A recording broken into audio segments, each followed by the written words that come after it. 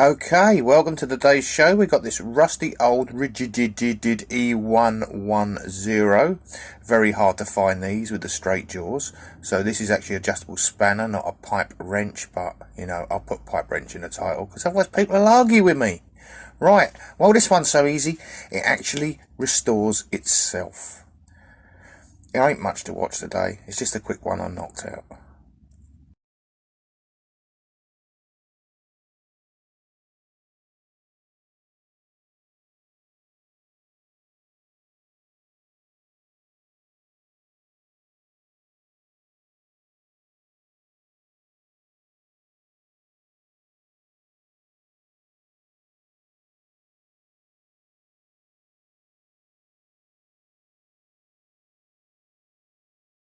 And it doesn't just do the side you can see.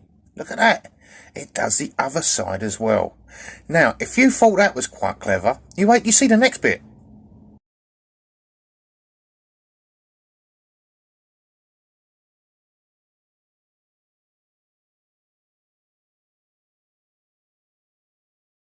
Well, that was nice and easy, wasn't it? Apart from the talking, I suppose the talking ruined it, but I'm going to release this later on shorts on a different channel.